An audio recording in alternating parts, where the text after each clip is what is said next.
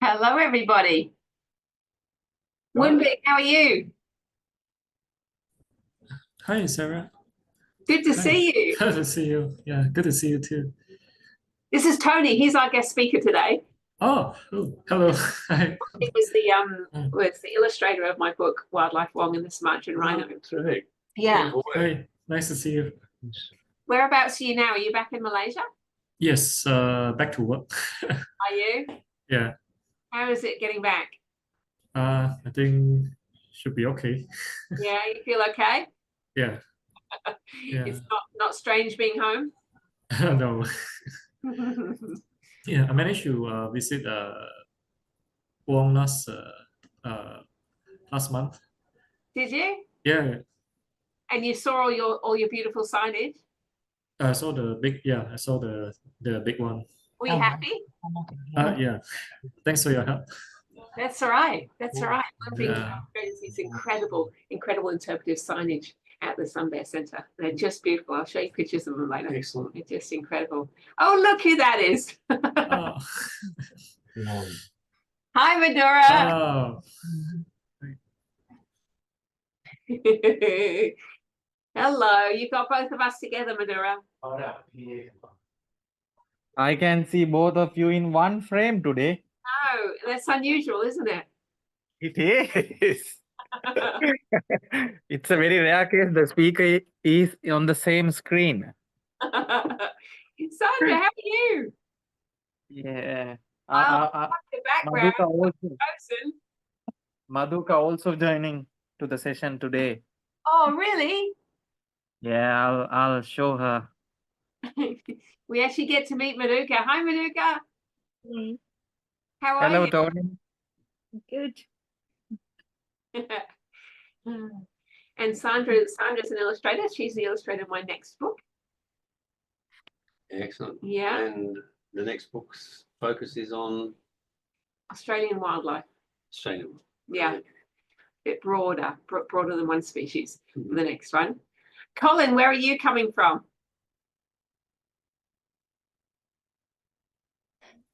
I'm from Coolum Beach in Queensland. Oh, lovely. Not too far up the road. We've got marine turtles laying on our beaches at the moment. We had one lay at Marcus Beach this morning. Oh, well done. Also streamers yesterday morning. Yep. Fantastic. I heard from the guys at Mon Repos that they've had a really good season for laying. How about you? Yeah, well, we're up to 11 so far this year, which is above average. Yep. Oh, that's excellent. Lots of variability and lots to learn still, but who can understand an animal which is born and swims all the way across to South America and back again in 25 years while I'm sleeping in my warm bed? Yeah. Thank you. It's nice to have you here. Thank you for coming. And who's that other person we have there? You don't have your name on there. The lady with the amazing red glasses. Hello. You might be on mute, but if you are, I can't see a mute button. But tell us your name if you can. That'd be awesome. Yeah, it's Kathy Hawes. Hi, Kathy. How are you? Yeah, good, thanks. What brought you here, Kathy? Well, my late husband actually taught Tony at school many years ago. Oh, you're kidding. I thought I'd see what he was up to. Oh, there you go. Well, you've got to act. You're not allowed to say anything rude now, Tony. Say it as it is. Okay, say it as it is. That's brilliant. Well done. Yeah, so Tony was about 16 when I saw him last. Oh, hey. Well, I need the backstory on that somewhere along the line. Yeah, what's your husband's name? Max Hawes. He taught at Unley High. Okay. I was talking about mentors in the state system. Yeah. Max was one of those. Was he? Absolutely. Oh, man, that's fantastic. Well, it's lovely to have you here. Thanks for coming. Thank you. We've got a few more minutes before we get started. We do have 27 people who have signed up to be here today. If we don't get that many people, some people just sign up so they can watch the video later. So we'll see how many other people are coming. Hopefully one of them is going to be Wong. because Dr. Wong Suti is usually here, but we'll see how we go. I'm just going to send him, while we're waiting, I'm just going to send him a little message to remind him that we're here.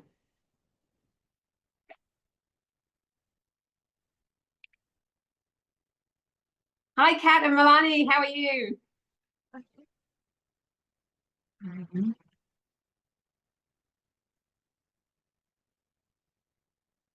Hello.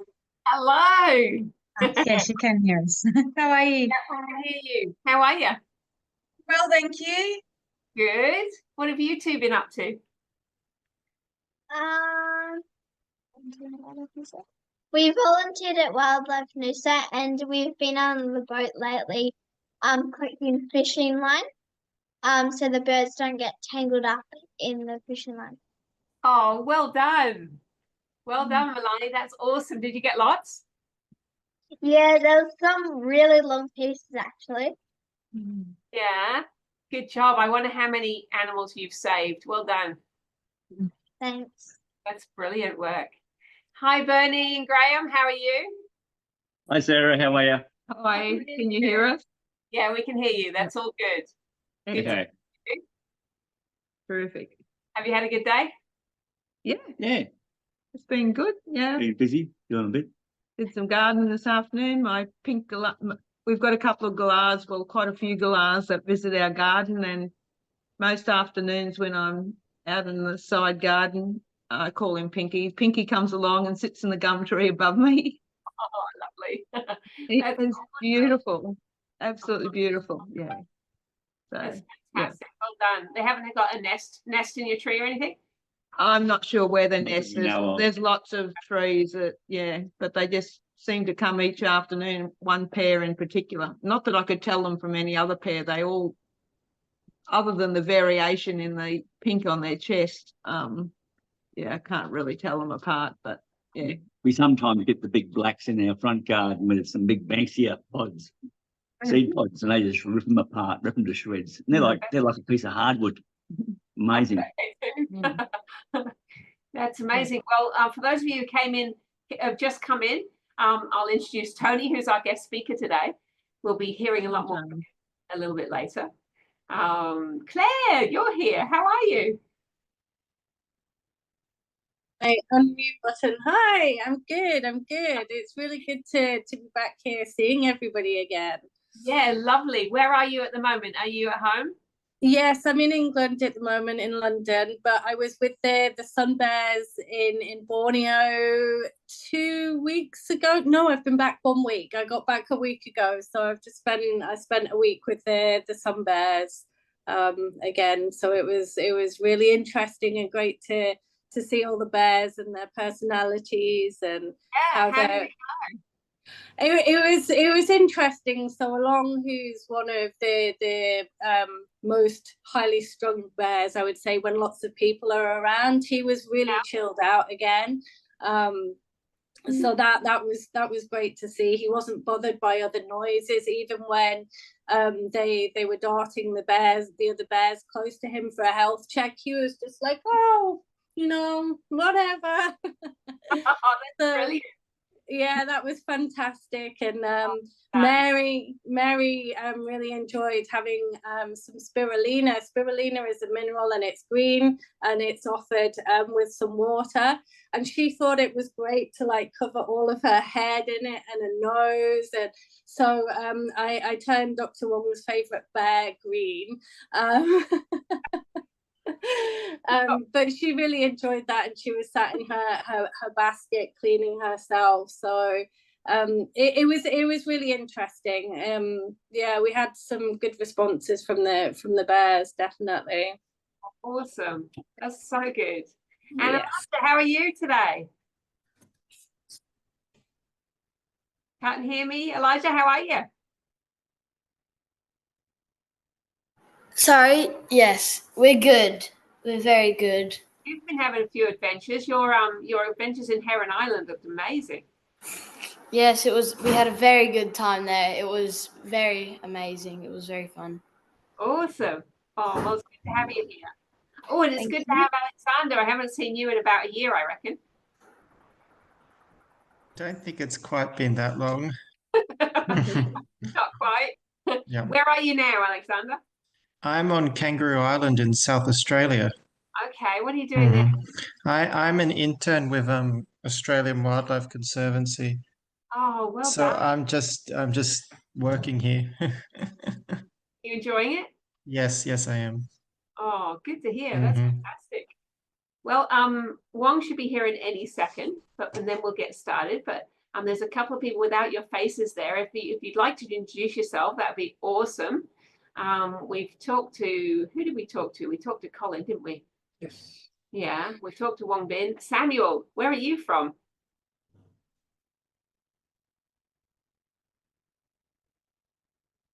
Or Caitlin? And talk.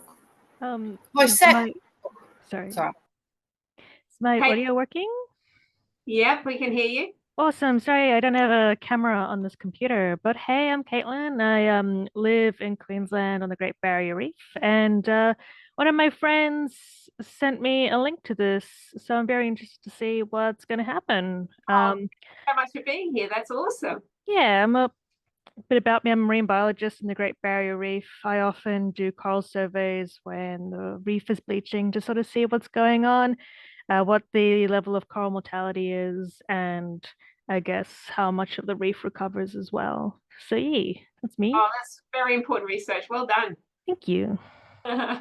All right, and I think we've got Wong here. He's turned into 7 bears at the moment, but there he is. Hello, how are you? Hi. I'm good. Sorry, I'm a little bit unorganized. I'm at my sister's house right now. I'm in Penang. Yeah. Oh, you're in I'm in Penang. Penang. How is everyone? Yes. Huh? How is everyone? Everyone is good. Tonight we're gonna have a family dinner, and yeah, it's been a while. That sounds brilliant. Well, welcome everyone. It's lovely to have you here. I'm going to start recording, just so you know it's actually started recording already without me, which is awesome. Sarah?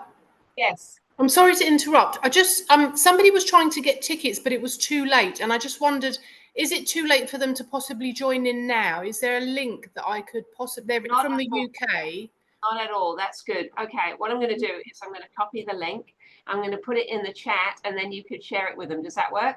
That's amazing. Yes, thank you very much. Okay. There's someone from the UK. There you go. Lovely. Thanks very much.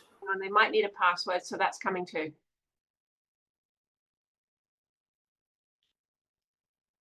There we go. Be lovely to have them. Okay. Well, welcome everybody. It's so wonderful to see you. I'm going to swap to speaker view so that you can see me and see a little bit about what we're going to be talking about today. So I'm going to start sharing my screen. My name is Dr. Sarah Pai, and together with Dr. Wong Soo Tee, I run this monthly gathering. We started this gathering a long time ago because I've written the biography of Dr. Wong, and when I wrote his biography, it was originally we started this this gathering to sort of people to be able to ask us questions about his life and my writing of it. It developed from there, and my writing developed too. So I've now written 6 books about his adventures with different species in the jungles of Malaysia, which are written for kids or 8 to 12-year-olds primarily. And this gathering, World of Wildlife, sort of developed to being something that was more about a broader wildlife species. Not just those in Borneo, but it's developed to connecting people who love wildlife around the world so that we can actually get to know each other and we can learn from each other and get a little bit of support from each other as well. So that's sort of the concept of this. So the way it's going to work today is I'll give you a little bit of an update on what I've been up to in the last, it's actually 2 months because we had to cancel last month's gathering due to inconsistent internet. I'll be giving you a little bit of an update about what I've been doing. I'll pass over to Dr. Wong and he'll tell us what's going on in Borneo, specifically with this Bornean Sunbear Conservation Centre, which he runs. And then after that, I'll be passing over to this amazing man here, Tony, who's going to tell us all about sharks and about the softer side of sharks, in case you didn't know that they had a softer side. All right, so I'll start with mine. I've done a few things in the last couple of months. The first one was speaking at the Wildlife Tourism Australia conference, which was held in New South Wales. And what I was doing there was talking about the importance of narratives in wildlife conservation and in wildlife tourism, and actually did a workshop there to help some of the participants learn a few different techniques in wildlife narratives, which was fun. And Tony was there, so that's how we got to know each other a little bit better than we had in the past. That was an amazing experience. And while I was down in New South Wales, it meant that I could then go and see some schools down there. So this is an awesome school visit that I did at Mullumbimby High School. This guy is Gus. Gus, believe it or not, that's his happy face. But Gus was actually really enjoying his time with Pongo, my orangutan puppet. And I taught some of the students who have learning difficulties at Mullumbimby High School some different storytelling techniques, which they really enjoyed. That was kind of fun.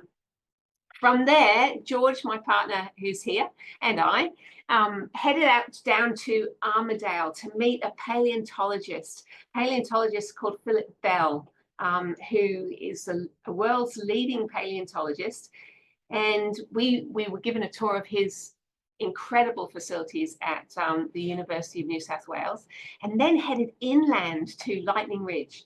Lightning Ridge is the only place in the world where you can find opalized dinosaur bones, which is absolutely amazing. So we spent some time with Jenny Brummel, that's the woman with me in the bottom picture, who is creating the Australian Opal Centre. That's that building behind us. It'll be open in March, and if you aren't planning to go, you haven't thought of going to Lightning Ridge, definitely put it on your list of places to go. It's an incredibly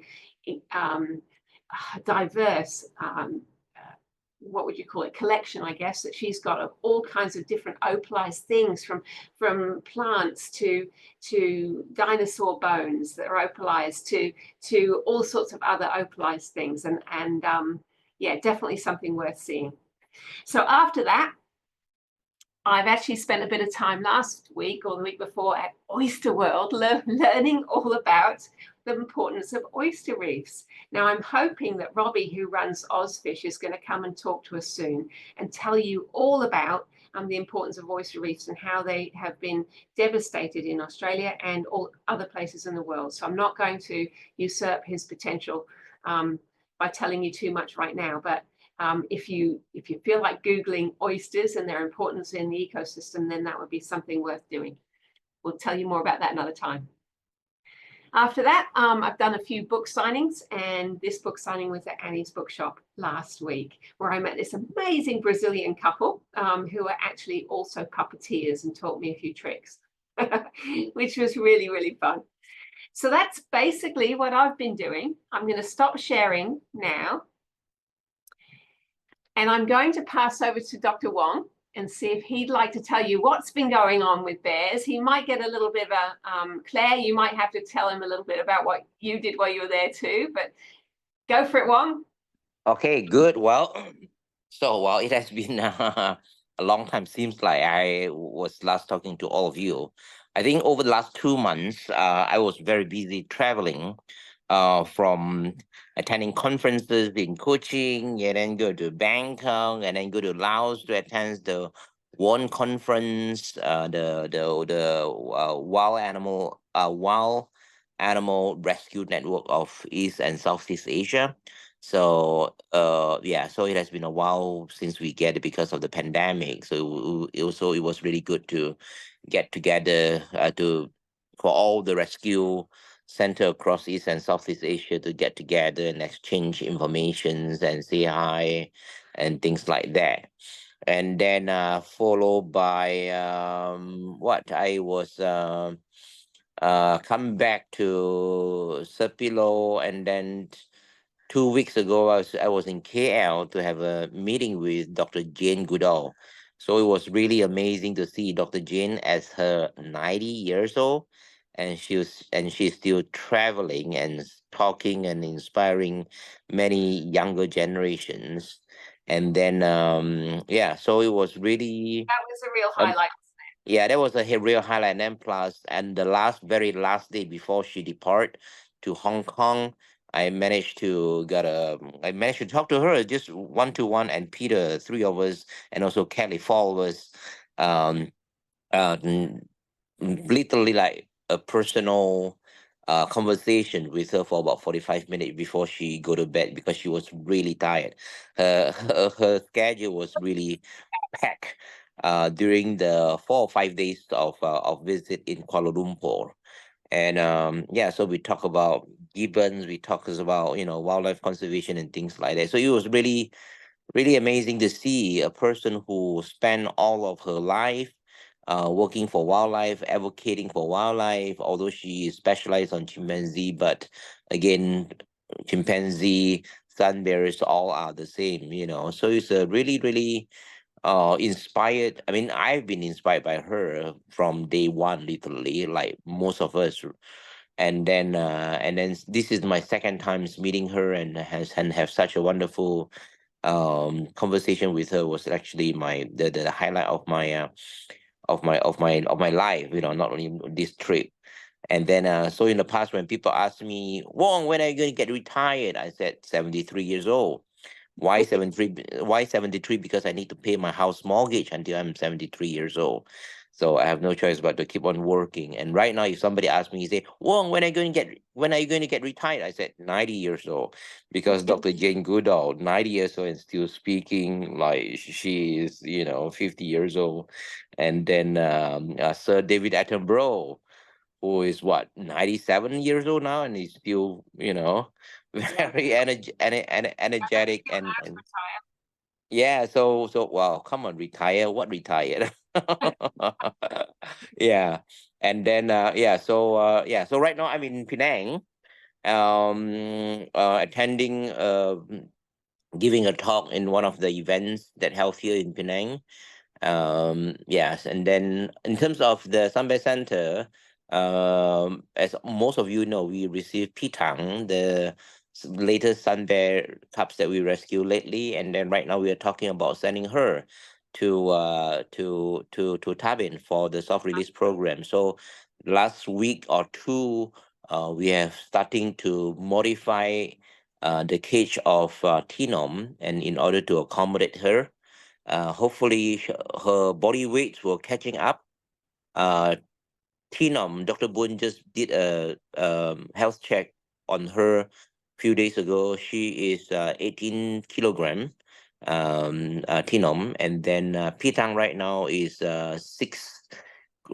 Right, well, the last week she was 6 kilograms or so, and right now she should be 7 kilograms. So slowly catching up. So hopefully they will become friends when we move Pitang to Tabin, and then yeah. Well, obviously a major difference in their sizes. Are you hoping to put them in the same enclosure then, or have two enclosures? Well, because we know that bears did bullies among each other. We need to see how well both of them get together. I think that is the very important thing. And then if both of them, their body size difference is not that great, then in case a bully case happen, the smaller ones still can be able to defend for themselves, for herself. They play really rough, sometimes they really play rough. And then just like the case of Luna, we should know that, although they are young, they may get bullied and get killed as well. Yeah.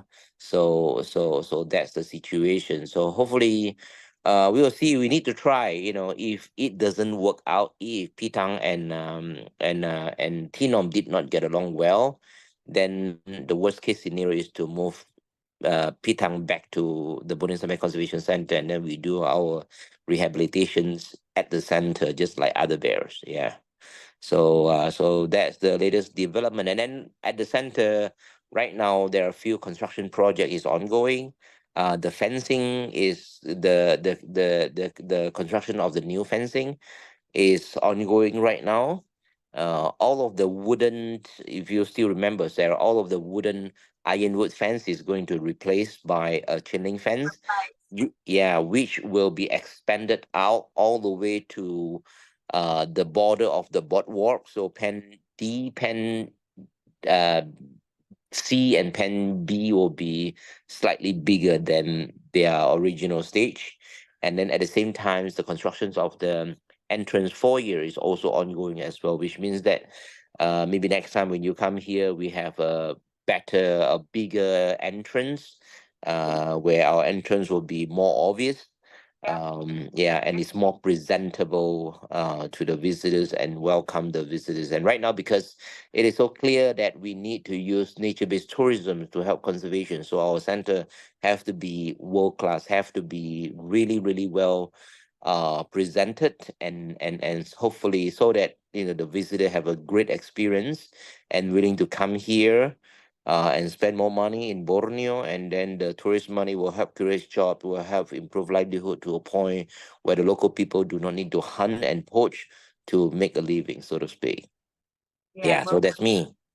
I think everyone who's actually been there will agree with me that you do have a world-class facility, and it's, when I was there in August, the center stands out as opposed to every other tourist center that you visit when you're in Sabah. It's head and shoulders above. So you're doing that. Well done. I know Claire would agree. Yeah, So thank you. Any questions for Wong or me if you want to, but I know most of the questions usually come for Wong. So has anyone got a question for Wong and what he's doing with the bears?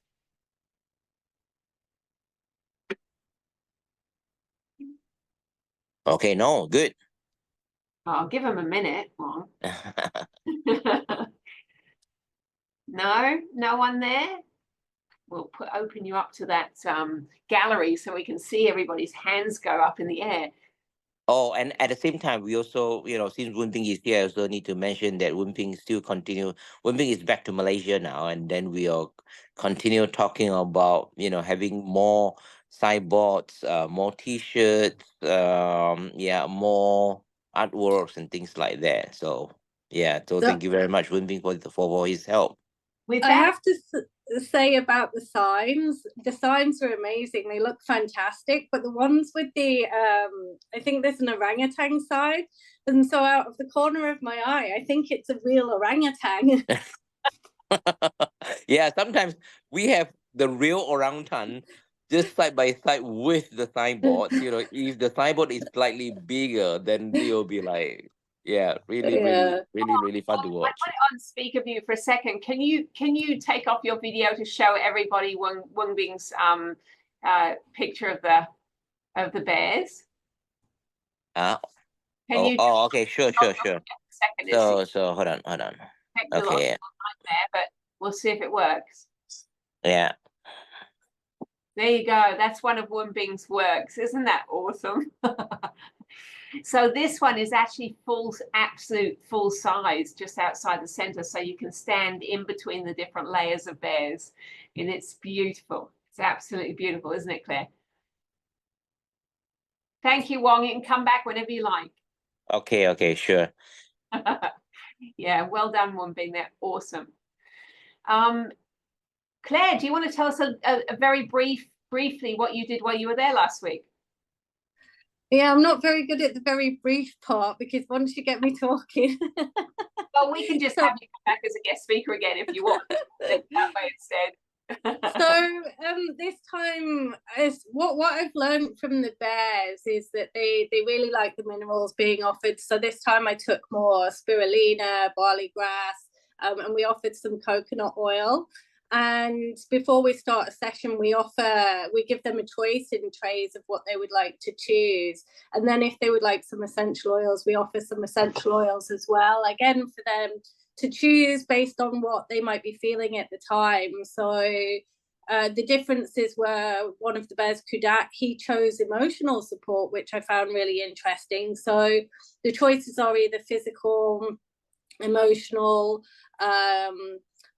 or they could be pain related in some way. Maybe somebody's got like a slightly sore paw, and so Kudak chose emotional support, and I think along kind of he chose like more lighter oils. He didn't want to delve into the emotional stuff, so it was really interesting to see the different choices, and also if they'll be more open to the energetic healing and communication. And that's, yeah, definitely a side that I'm still working on at the moment. I had a moment with Kwong, who lost his friend Kukaton a few weeks ago, and I just suddenly burst into tears, and I don't know why. I'm not saying it's a negative thing. It's just something energetically that happened at the time while I was with him. So every moment with the bears is definitely an education, for sure. Yeah, thank you for sharing that a little bit. You're welcome. Awesome. And no other questions for Wong? We doing all right? Okay. All right. Well, that's good then. So I've got some notes to talk about our guest speaker. So a few months ago, we learned about the horrors of shark nets and drum lines from Bella Graham. I don't know who was here for that one. I think some of you definitely were. Today, we're going to learn about the softer side of sharks instead. Hopefully, hearing from our guest speaker today will strengthen our resolve to remove the shark nets. And I know that it's something that's really close to his heart as well as mine. So we're going to start by watching a video of a shark conservationist called Jim Abenaki, who runs shark expeditions, which allow him the opportunity to see these incredible creatures up close and even befriend them. Okay, so let's see what you think of this. It's about 3 minutes, and then I'll be able to introduce Tony to explain what you've actually been watching. Okay, Claire, can you give me a thumbs up if you can see that? Awesome, brilliant. Here we go. Emma would follow me around to get her head rubbed. You would think she was the golden retriever because she's a very kind, gentle soul. She's very happy and somewhat demanding on the love and affection. He comes up and just bumps him right in the head like little love tap. It's just a very special relationship. You can just tell that there's a love she has for him. She acts differently around him than she does everyone else. It's actually quite funny to think about, but she's very intimidating to most people at first because all they see is big tiger shark. But after they see her playing with the crew, it's not scary shark anymore. It's just big loving Emma. It's very hard for me to know that there's a shark out there in the world that actually recognizes you. In fact, I wouldn't have believed the story of Emma and I 20 years ago.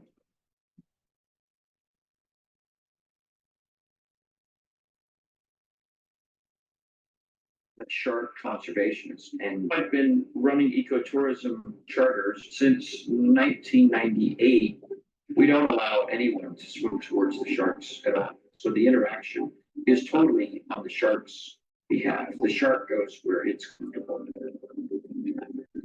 In early 2000, we had actually first started seeing Emma. It was spectacular. After I basically discovered that sharks are affectionate creatures, it was a game changer. In those days, over 50% of the sharks had hooks. I got this crazy idea that I would give the shark affection to try to gain a sense of trust so that I could work on getting the hook out once it trusted me.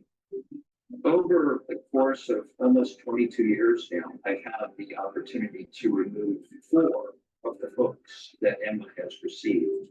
I believe she knows exactly what I'm doing.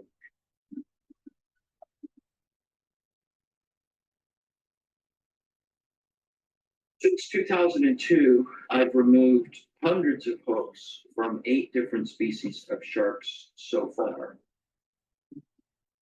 The last year is the first time that we've gone to Tiger Beach and actually had no hooks in any shark. Once the sharks learned that they could move amongst us freely without any concern, they relaxed considerably. This is a game changer because most people in the world believe what they see on TV, that they're mindless man-eating monsters. And the truth is, they're just like our dogs and cats. They're beautiful creatures that are sentient. They have feelings and emotions. Across the last 20 plus years, I've gained a lot of shark friends, but Emma is in a league all to herself. She's such a great shark ambassador, showing the true nature of sharks to the whole world.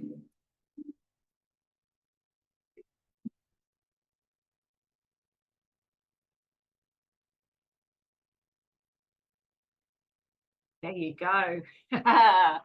All right, now you know what we're talking about. I'd like to introduce you to my friend Tony. Tony is the founding president of and life member of the Marine Life Society of South Australia, and his friend and mentor is Jim, who you just heard from on that video.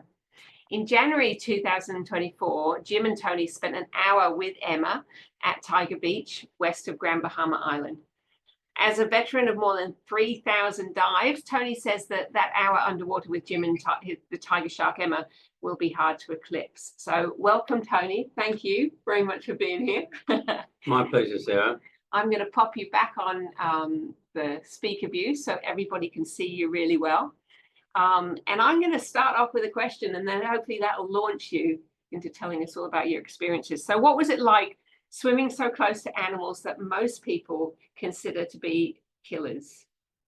Well, as I said to you, the hour that I spent one-on-one with Jim, who was taking the photographs, and Emma, who was in my face, and I mean quite literally in my face, did amount to probably the finest hour that I have ever had underwater with any experiences worldwide. Now, Emma and I do have a history. I was the last recreational diver to leave a night dive where Emma had not shown. And one of the guides was just gathering up the poles that you've probably seen. They're just pieces of electrical conduit that are there just in case a shark does get too close for comfort. If they hit the stick, they get the idea, don't proceed. So he was busy doing that, and then Emma came out of this inky black darkness, and I mean, she's the size of a bus, and she went past me, and the only muscles that I could see moving were the muscles in her eye, because the rest of her just had this inertia, and it was obvious to me that she knew that I wasn't Jim, and that I wasn't worth her time to stop and interact.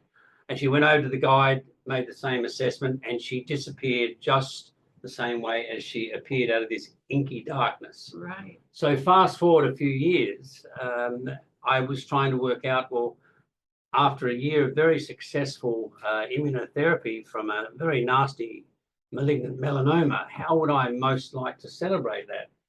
It was a no-brainer. Let's spend the big bucks, go to Grand Bahama and see if Emma will show up. Well, on day one, I can't say it on public social media, but the guide was overwhelmed with how many divers, there were about 12, who had been through an hour-long session of how to behave down with the sharks. Emma showed up, but she brought with her 12 tiger sharks. So you have 13 tiger sharks with 12 divers and a guide that was really wetting his pants. I mean, it was an unbelievable arrangement. Well, the second day, oh my goodness, everyone had had their morning fix and they'd gone up for brunch or whatever. And Jim decided to get in the water. I joined him, and Emma was there. No other sharks, just Emma, Jim, and Tony. Are people able to see this? Not image? yet. I can Not yet? share it when you're ready. Are Okay, you ready? well, I'm ready because this is a story I love to tell. I want you to tell them this one. Okay. Can you see that picture, everybody? Okay. Yeah. So if you look right behind the very last of the gill rakers, you can see a tiny little piece of skin that's jutting out, and it's got a little piece missing from it. Okay. Imagine that was containing a large hook that was ulcerating and causing enormous pain. Put yourself in Jim's situation. He's taken 4 hooks out of Emma's mouth before, but they're all around her lip. Right. How was he going to access right that back at the back of her mouth? at the very back of her gill rakers, right next to her throat? And because he goes with different clients every week from Florida to Bahamas, he turned up with a great big piece of heavy duty water pipe, PVC pipe. Right. The idea was that Emma, who had the smarts, would bite down on the water pipe and he would be able to put his hand through to the back of her throat and remove the hook. Through the water pipe. Through the water pipe. Oh, So they had a plan. And on the day, one of his staff made the mistake of bringing down a teenager, and because things like this can go wrong, it was just deemed too dangerous. Well, Emma took the situation into her own mind and distracted Jim and took him over to the coral reef that you can see behind, and found a coral head about the size of a soccer ball. Right. So she went head down in the water column and bit and locked onto the coral head Okay. to make sure her upper and lower jaws were fixed. And Jim simply reached in unprotected, grabbed the hook and showed it to her. There was a lot of blood. They had to wait for the blood to clear. When it was obvious that they could see each other, Emma was obviously very pleased. And every week Jim would visit and he would check how it was healing. Now, the significance of this photograph is that after 5 weeks, it had healed to the point you can see there. And so Jim felt that he didn't need any longer to open her jaws and inspect. Yeah. But Emma didn't get the memo. So for months, she would just simply find Jim and this mouth was open wide. And of course, that can be intimidating for the neophytes out there. For everyone else, So That's I know this is extraordinary. all about Emma, but can I say that there are hundreds of sharks at Tiger Beach. Yeah. Emma is by far the pin-up girl, and she is the alpha. Yeah. And as incredible as this might sound, the other sharks learn the protocols of how to behave. Okay. I think, have we got another picture? I think we've got another one there. Is that, that's not a tiger though, that one? That is a tiger. Is Yeah, it? yeah, that is Emma, and that is Jim. Emma. She looks quite different. And the amazing thing with Emma is that she can work out who Jim is, whether he's in his budgie smugglers with swimmers goggles, or whether he's in a full-face communication. No way.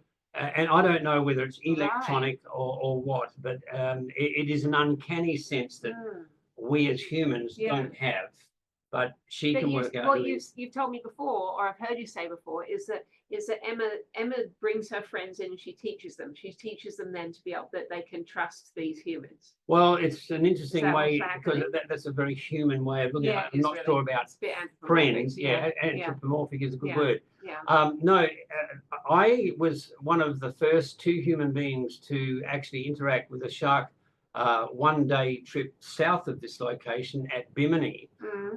It was a shark that had a huge scar on one side, and for that reason, she got the nickname Joker. All right. From the Batman legend. And funnily enough, 2 years later, I saw Joker with a friend of mine, and that scar had healed to the point where you'd wonder, well, why call her Joker anymore? But what happened was that I was on a private yacht, and I knew a friend of mine was doing a hammerhead feed. Okay, I'm going to stop sharing so everyone can see you. And so I went down to meet him, and the customers were at the end of their second dive. They'd had an hour followed by another hour because they were only in about 10 meters of water, crystal clear. And so everyone was leaving. So instead of there being a curtain of 20 or 30 divers, bubbles, and all of the noise associated with that, it was just me and my friend and one of the other guides that was cleaning up all those conduits from the floor. Because hammerheads go in straight lines. They do not respect, after they've taken a food item, they will not respect a human being that's in their line. So that's where those pieces of conduit become really important. Anyway, the point was that this was a dedicated feed, and I amplify this as a feeding site, whereas Tiger Beach is not feeding. Those animals come in because of sentience, emotions, contact, interaction. But the hammerhead site is a feeding site.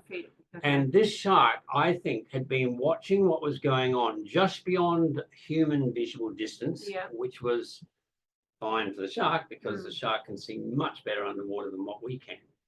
And she was learning how to behave from a distance. Okay. And anyway, she came in and she rolled over and she carried on and she did all these things. There was no food for her, so it was a non-event. But what I didn't realize when I swam back to our yacht, which was 300 meters away, she actually followed me. Okay. And I turned around when somebody called out tiger shark, because I thought, well, there's the only one around. So I went down and there were 5 snorkelers or free divers that were at risk when I fell very clumsily into the water. You don't fall clumsily into the water when there's a 15-foot tiger shark around, because it's just an invitation for their natural curiosity. So I went down to continue what we had been doing. Yeah. And she did a couple of passes, but what I didn't know was our yacht had gone on the anchor chain, and the bait box, Right. which was like shark Wi-Fi, Right. was directly above my head. Oh, So no. instead of passing, as was in that photograph with Emma and Jim, at eye level, Yeah. and eye contact, folks, is the first, second, third, fourth, and fifth rule of good shark protocol. Okay. Eye contact was broken because she went above my head. Okay. And I followed with my camera around to see if I could Yeah. keep viewing what she was doing. And I couldn't pirouette. So I thought, I'll catch her on the other The side. other side. Okay. Well, in doing that, I accidentally hit her in the gills.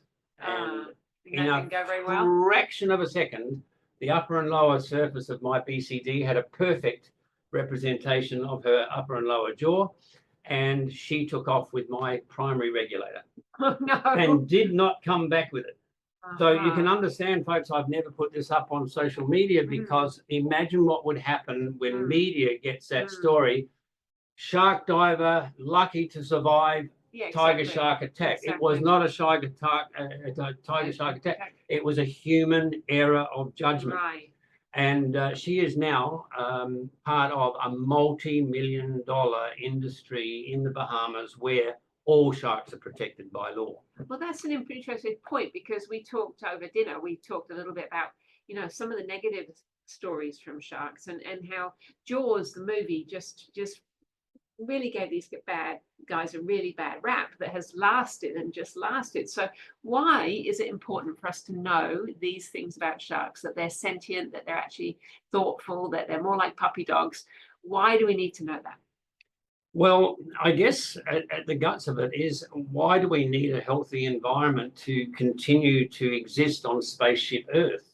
Because the ocean is far more important to us in terms of our oxygen and our survival than any of the rainforests of the Amazon or elsewhere. So we need to make sure that the ocean has an ecosystem that can sustain us. Yeah. Now, that ecosystem is totally reliant on its sustainable ecology, and you cannot have a sustainable ecology if you don't have the apex predators. Yeah. And some classical examples are out there in the scientific area.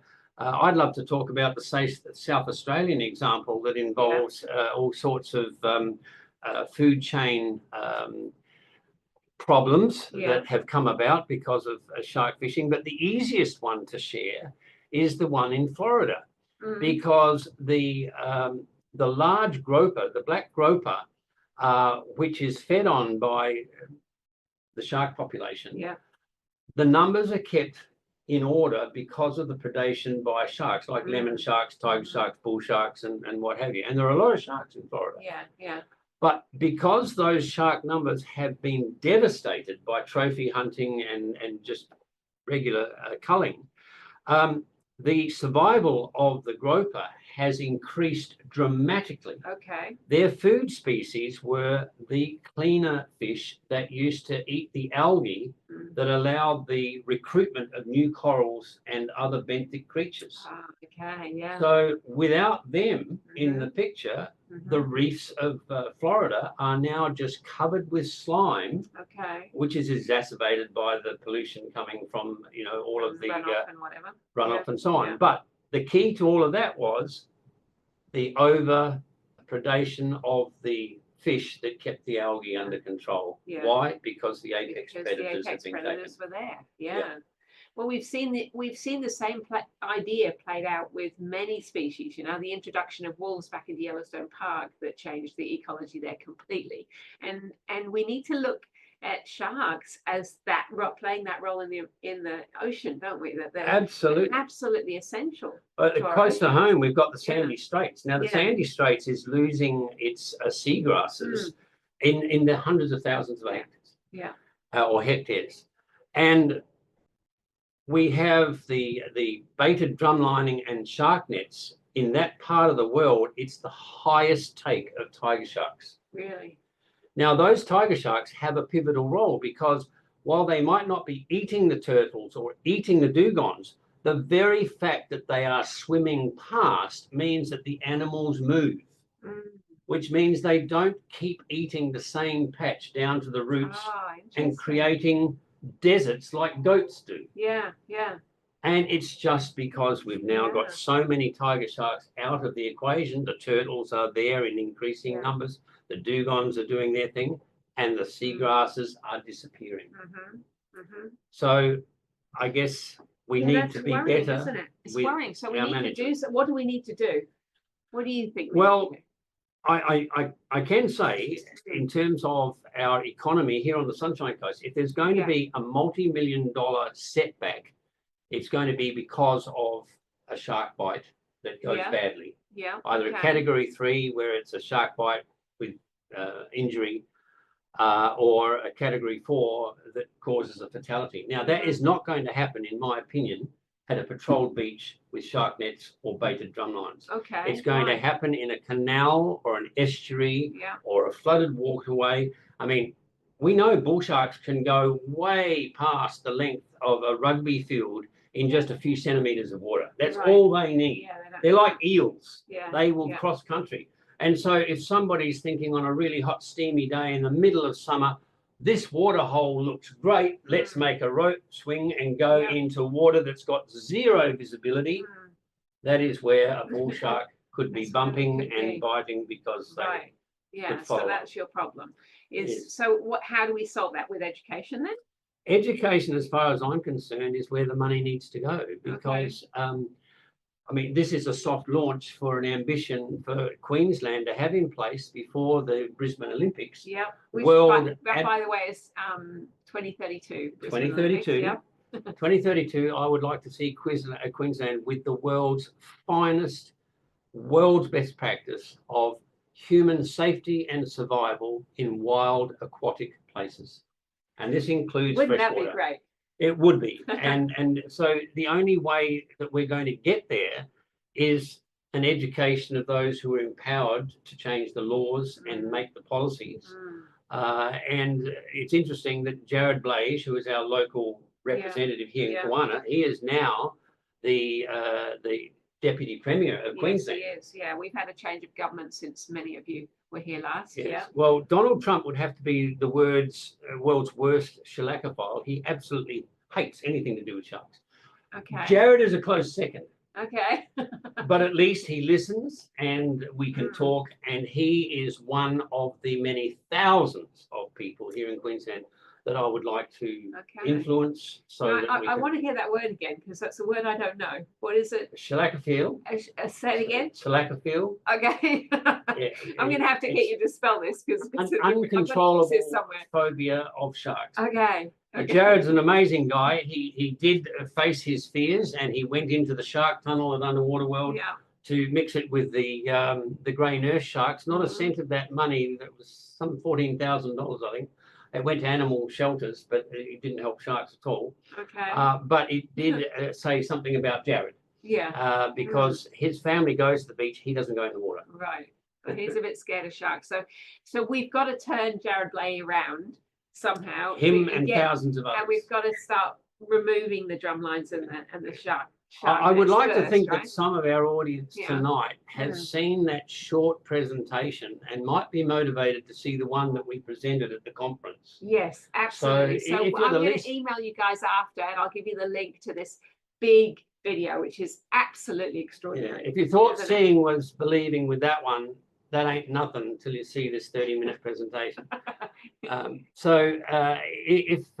you do the link that is being shared, will, otherwise, yeah. my Facebook page is Dive Care Dare, a single word, Dive Care Dare. Dive the oceans of the world, care for all things in it, dare to make a difference. Now, pinned to the top of that Facebook page is that video. the presentation. It'll be there for a long while. Yeah, brilliant. But I'll get that to you, everybody. I'll get that link to you as well, so that you'll have it in your inbox in the next day or two. You must watch it. I actually watched it at the Wildlife Tourism Association conference, the entire thing, and I think everyone who was in the crowd, including Madura, who was there, we had just our jaws completely open through the whole presentation. And because of daylight saving and differences between New South Wales, Queensland and Florida, Jim missed the presentation. He did. And he rang me just as the applause was being had at the end of the show. Yeah, that was a shame. A couple of days later, he said, Tony, I've done hundreds, quite literally hundreds of presentations, just like the one we did for the conference. Never have I received so many phone calls. How interesting. Yeah. Absolutely. Yeah, well done. You're such a good advocate for sharks and the underwater world. So I'm really privileged you've come to talk to us about it, because I think we don't really know, as a human species, we don't know enough about the ocean and the creatures that are in it and its importance to us on this planet. So thank you. Thanks for educating these guys. And you guys, it's up to you to keep spreading the word. And when I send you that video, send it to everybody you know. The more we get the idea that sharks are important, and not just important, but sentient beings, the more we can save them, don't you think? Absolutely. And I need to attract the interest and enthusiasm of people who have skill sets that I don't have, because this is all about communication. It's all about education. It's all about influence. And it's about changing a paradigm that JAWS has a lot to do with.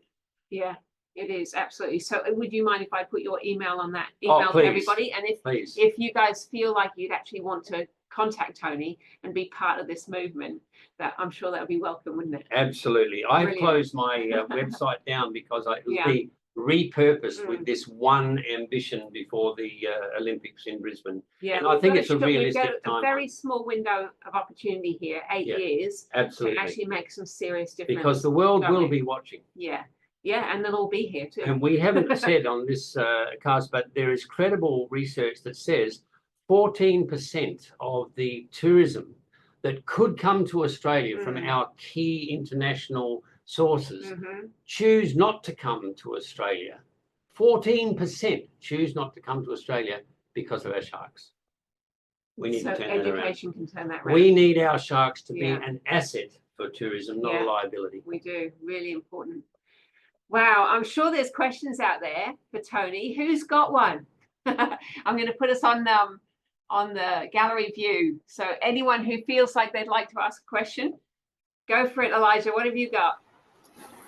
Well, two things. I'd just like to say that I love your work because I feel really passionate about getting the shark nets and drum lines out of the waters.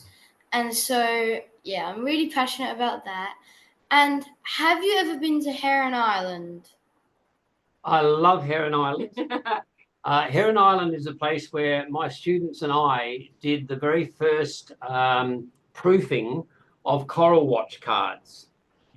Coral Watch cards are to verify what the satellites see from outer space in terms of how stressed are the corals compared to their normal health. And Heron Island was a wonderful, wonderful place to do that training. And you would know that down in the milky water on the other end of the island from the accommodation is a very popular place for the sharks. Shark Bay. And I went down there at every opportunity. So I share your passion for Heron Island. Yeah, Elijah's just got back from Heron Island. So yeah. And as it so happens, I know what the Coral Watch health charts are because I was the first junior Coral Watch ambassador. There you go. Well done. So we have a shared history. That's awesome. Well done, you guys. Who else has a question? George? Tony, so that process where you were taking people down to interact with the sharks, does that sort of thing happen here in Australia? By law, it's not allowed. Not allowed, okay. So all of the shark interactions that I have are either done personally with no witnesses, or they're international. Speaking locally, there is one grey nurse shark alpha male that I have called Gorby because he has a big blotch on his forehead like Mikhail Gorbachev. And Gorby and I got to know each other exceptionally well over a few years. Just 9 or 8 kilometres due east of Point Cartwright on the Sunshine Coast, very close to the western bank of that river channel, that glacial river channel that all of the big boats go into Brisbane. The water is only 14 metres deep there. And I believe it used to be an aggregation site for grey nurse sharks before they were critically endangered and got down to, several hundred individuals along the East Coast. Now they're recovering very, very well. And in 2015, there were only 3 males there. Now there's about 40, and we know there's some confirmed births and there is breeding happening there. Oh, well, on this wonderful. particular day, which was November, a couple of years back, I was with a charter organisation that was taking down first experience divers, which meant that they had their hands held by a guide. They'd never had a scuba tank on their backs in their lives. And I'm normally the last diver in because I do most of my diving solo. But I went down first to check that the anchor was safe. And Gorby came up behind me at the same time as these divers were coming down the anchor line. And I saw the whites in their eyes. And I had no idea why that was happening until I got a thump in my spleen that was enough to wind me. And then Gorby hit me with his pectoral fin as he passed. And as he passed, I noticed that both of his claspers were bloodied, which means that he'd had at least 1, possibly 2 successful matings. And I saw in the near distance a couple of female sharks. And I guess if Gorby was able to speak to me, he was saying, okay, I blindsided you. You know sharks love coming from the blind side. Well, you got me this time. And leave those girls over there alone because they're mine. Well, needless to say, those big eyes ended up associating with a very, very rapid use of oxygen, and they were all surfacing 15 minutes later. So I had 45 minutes with Gorby, and all we did, he was as close to me as Sarah is right now. We were touching occasionally. Remember, this is not lawful. We were touching, but it was the shark's terms. And we were just cruising up and down following his girls. Wow, that's so interesting. Relationships do happen, and it comes with eye contact, and it comes with trust and familiarity. And I was very privileged that my house guest at the time, who actually looked after the place while we were traveling, was also the charter operator's captain. And between the two of us, we went out to the same site day after day after day after day. Wow. And that's how I got to know Gorby. Yeah. And this is the same way that Jim got to know Emma. Yeah. So as much as I would like to think that we would have sentient shark tourism here in Australia, it may not happen in my lifetime. If there was a place where I think more than any other would be ideal for Australia's version of Tiger Beach, it would be well away from the island, but on the desert that is Lady Elliot. Okay. Because Lady Elliot has an Emma already present. Really? And it's just a case of whether we might like her to become the icon in Australia that Emma has become for the Bahamas. Oh, well, watch this space. That sounds fascinating. I haven't talked to the owners about that yet. No. But he was the guest speaker He at was the previous at the conference. previous conference. Yeah. Yeah, he'd be in for that, I reckon. I've got a follow-up question. Go for it, George. So with Emma, she brought in her species of shark exclusively, or do sharks interact with other species of sharks and communicate the same sort of thing? For At Tiger example, Beach, you could have anything up to 8 or more different species of shark at the same time. okay, so they are There interacting would be a and can, pecking order.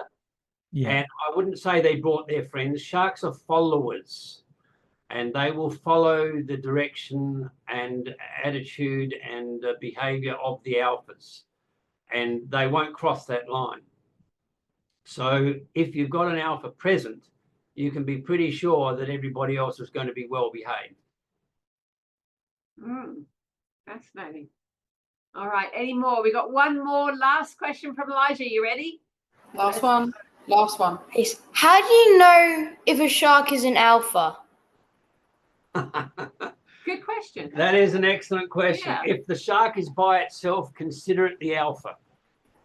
An alpha shark is one that's going to take more risks. An alpha shark is one that has a huge life experience. An alpha shark is usually a female, and they are usually the biggest around. They are confident, and to some extent, they will be more trusting and less skittish than a sub-adult. So, for example, was it Mick Fanning got that bite in South Africa? Yeah. That was a sub-adult white shark that really was trying to work out what was going on. It wasn't really an attack at all. It was a mistake, and it made world headlines. But putting yourself in the water and a big shark turns up, you're trying to work out if it's an alpha or not. Forget about whether it's an alpha or not. It probably is. Eye contact. If you lose eye contact, the shark is going to take advantage of that.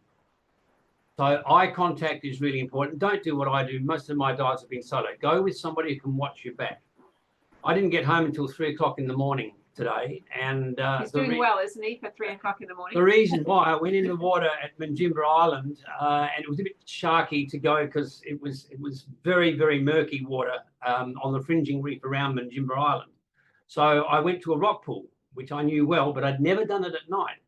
And I was being shadowed for 3 hours by, I think, between 4 and 6 wobbegong sharks. And they were coming up from behind me, because sharks do that a lot. What they were doing is taking snack packs from the fish that was stunned by my lights. And they were doing it, one would move in, take the fish, and then I'd move my focus and I'd go somewhere else, and then the other one would come in. And it happened for 3 hours. So there's a lot of fish missing at Minjimba Island right now because I went with a torch last night. It's all your fault. It's my fault. Oh, everyone, I'm sure that you're going to join me in saying thank you so much to Tony for that amazing talk. I hope it's changed your ideas of what sharks are and how we ought to be protecting them, because they're essential to us and the entire environment. So thank you, Tony. Give a really big clap. Yeah, Really appreciate it. Thank you so much. Awesome job. Now I'm going to share my screen just to wrap up here. Couple of things I just want to finish up with. Since I've seen you last, we have launched, Wong and I have launched our tours of Borneo that take place in October next year. It would be lovely to have some of you come with us, and there are still a few spaces left. So if you're interested, just head to my website or send me an email and I'll tell you more. But that whole itinerary is there. We've got 2 10-day tours, one where Wong is joining us for the entire 10 days. So can you imagine having Wong ask questions of for an entire 10 days? That's gold. All right, so if you're interested in coming, that's something to have a look for. I also have a little bundle deal for Christmas, so if anyone's interested in having a copy of every single one of my books, there's a bit of a discount going at the moment, and you really need to get on top of that one, because in order to post them to you by Christmas, this bundle deal closes on the 15th. So you've only got 5 days to make that choice. You can break them up and send them to Christmas presents and give them to people that you love. So a nice and interesting way to spend Christmas. So that's me done. I'm going to stop sharing, but I'd like to thank you all very, very much for being here this month. It's been an absolute delight. Thank you again, Tony. And thanks everyone for being here. I hope we'll see you next month. Thank you. That was awesome. Thank you. Take care. See you guys. Yeah, see you. Bye. Bye. Bye.